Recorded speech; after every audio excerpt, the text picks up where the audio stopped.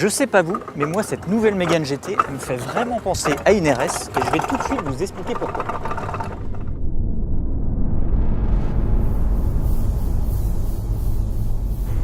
Si l'ancienne Mégane GT n'avait qu'un minuscule logo by Renault Sport à l'arrière, la nouvelle l'écrit en toutes lettres partout. Haillons, aile avant, seuil de porte, carte de démarrage, les boucliers plus agressifs, la double sortie d'échappement, les roues de 18 pouces et les superbes sièges baquets en alcantara perforés sont aussi là pour nous rappeler que la Mégane GT sort directement des ateliers de mise au point Renault Sport et au volant, cela ne fait aucun doute.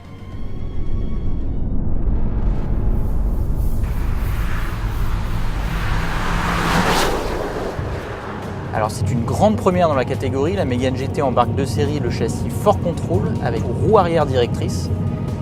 La tenue de route devient exceptionnelle, notamment dans les épingles, où la voiture semble pivoter autour de son axe plutôt que d'être attirée vers l'extérieur. Alors au volant, c'est un peu comme si une main géante poussait un peu le train arrière pour vous aider à tourner, c'est vraiment magique.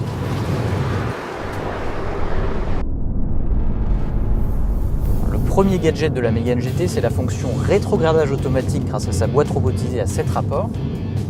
Alors pour que ça fonctionne, il faut se mettre en mode de conduite sport, en position boîte manuelle. Alors quand on veut rentrer plusieurs rapports avant un virage, on n'est pas obligé de cliquer plusieurs fois sur la palette moins. On peut simplement la laisser tirer vers soi et là la voiture rétrograde aussitôt qu'elle le peut plusieurs rapports. Et la dernière fois qu'on a vu ça, hormis sur la Clio RS, c'était chez Ferrari.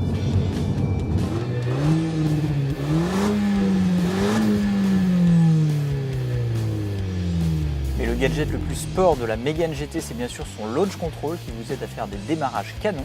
Alors pour l'activer, nouvelle gymnastique, il faut mettre le pied gauche sur le frein, tirer les palettes de changement de rapport vers soi, attendre que les voyants verts s'allument, appuyer à fond sur l'accélérateur, et dès qu'on est prêt, relâcher le frein.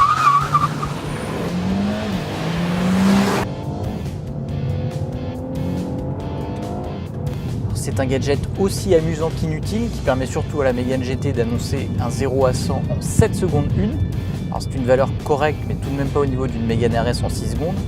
Ce qui prouve d'ailleurs que sur certains points, la Mégane GT c'est pas encore tout à fait une Mégane RS.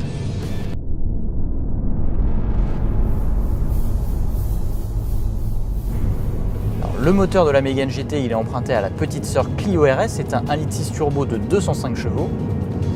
Alors c'est pas qu'il est paresseux, il monte d'ailleurs une assez bonne vigueur au-delà des 4000 tours.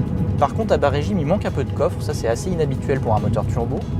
L'autre défaut provient de la sonorité qui est assez quelconque en mode normal et artificielle en mode sport, puisqu'en mode sport c'est en fait un faux bruit de moteur qui est envoyé via les haut-parleurs.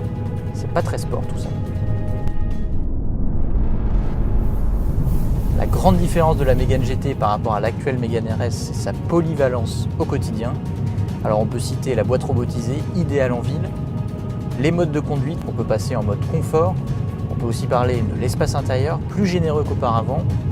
C'est autant de qualités qui rendent la Mégane GT vraiment plus facile à vivre au quotidien qu'une Mégane RS.